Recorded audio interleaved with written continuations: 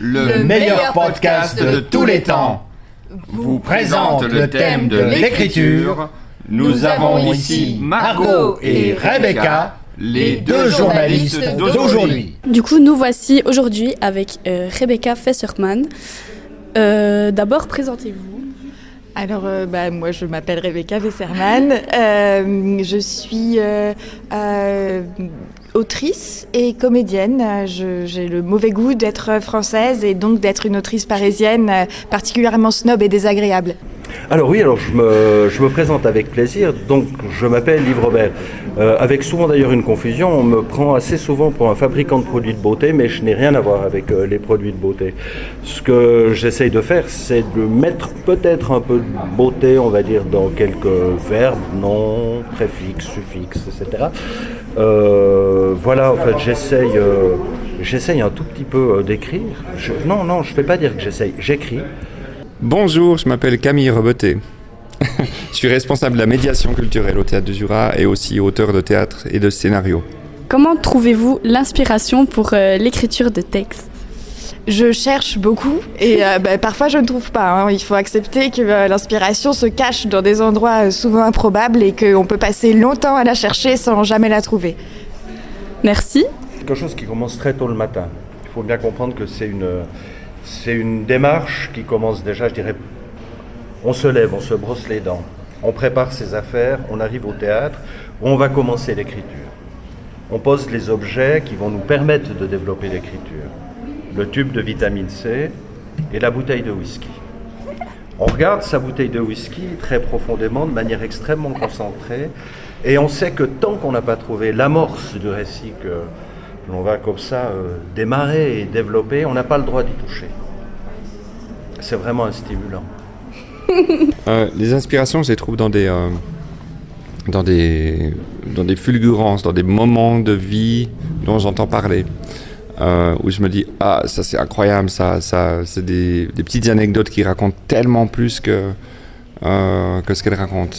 Alors on sait que vous n'avez pas eu beaucoup de temps pour écrire vos textes pour ce soir, donc on se demandait si ça avait été plus facile ou alors ça a été bien plus difficile de devoir écrire pour ce soir même.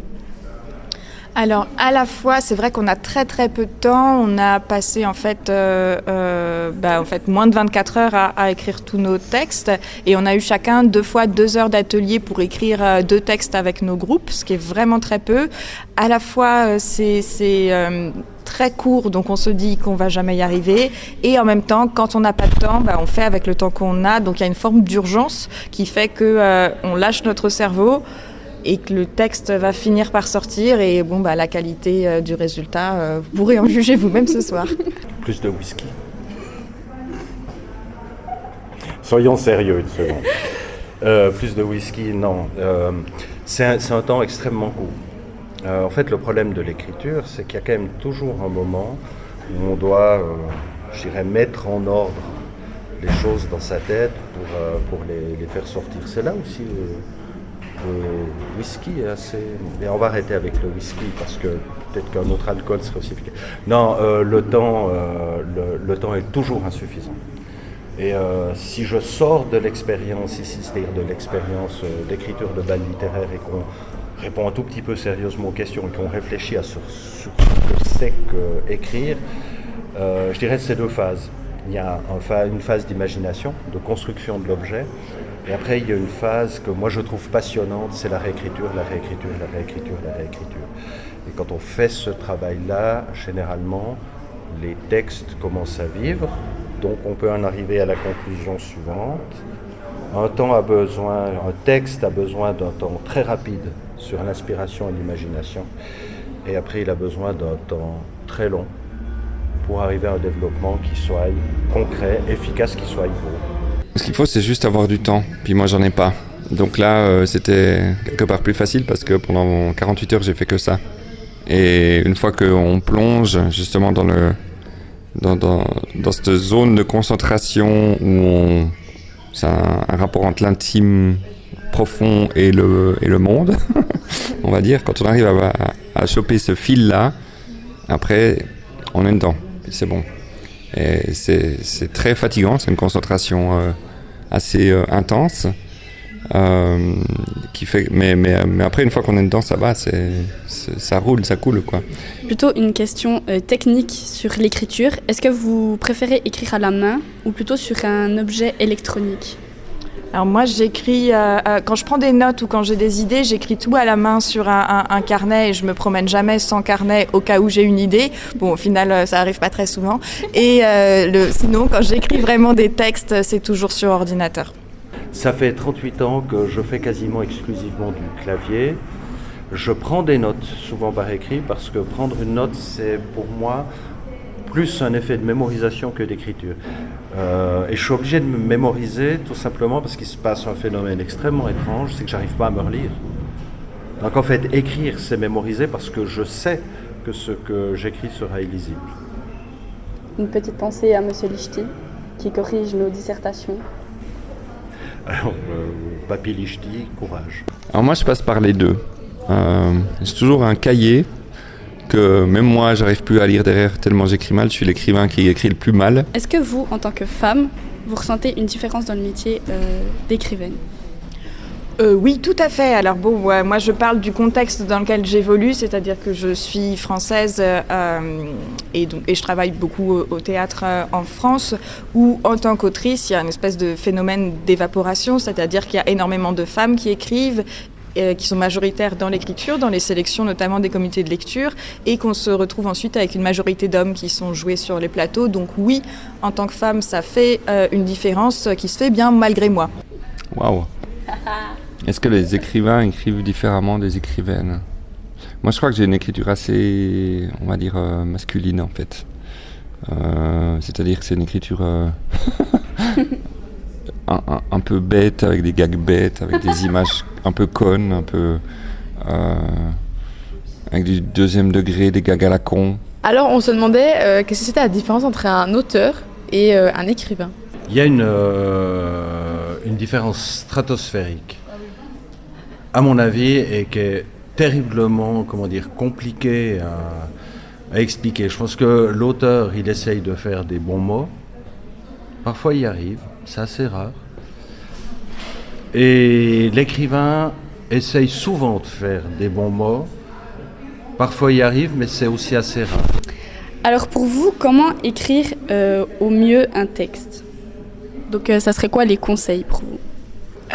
Écrire au mieux, pour écrire au mieux un texte, alors au mieux je sais pas, pour écrire tout court je dirais qu'il faut du temps, bon ce dont on manque beaucoup pendant un bal littéraire. et non, je pense que le plus important c'est d'avoir du temps pour pouvoir écrire. Non, il faut la bouteille de whisky non ouverte à côté.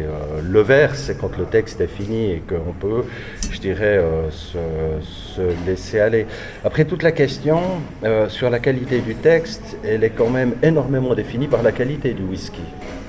Donc, si vous prenez un whisky bas de gamme, par exemple, dans un...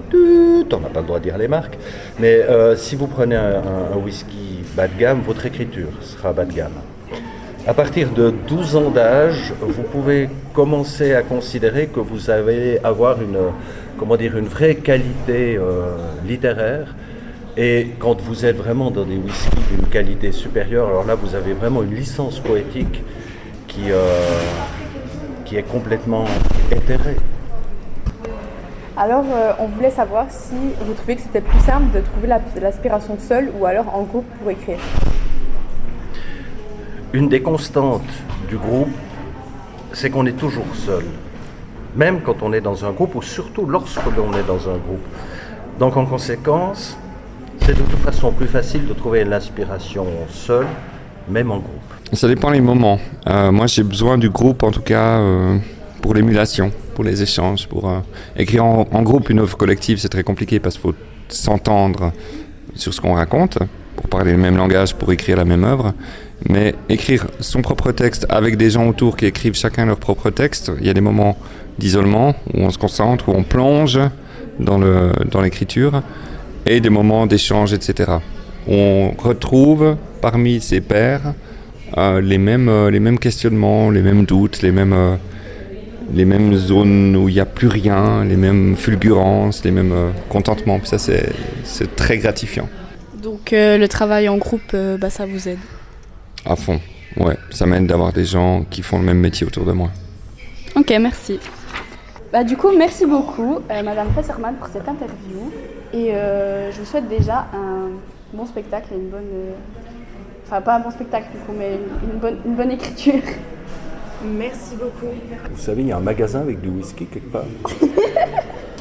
Eh bien, de rien, Rebecca et Margot. Épisode 20, où le titre est encore au congélateur. Au début de la fête, l'écrivain, que personne ne semble remarquer, accroche sur le frigo une pancarte que personne, là non plus, ne semble remarquer. Puis, satisfait de son geste, il s'installe dans le congélateur et referme la porte. Si l'on avait fait attention à cette pancarte, mais vraiment ça n'intéresse pas grand monde à cette fête, on aurait pu y lire « Grève en cours. Ne pas déranger. Ne jamais recongeler un écrivain décongelé ».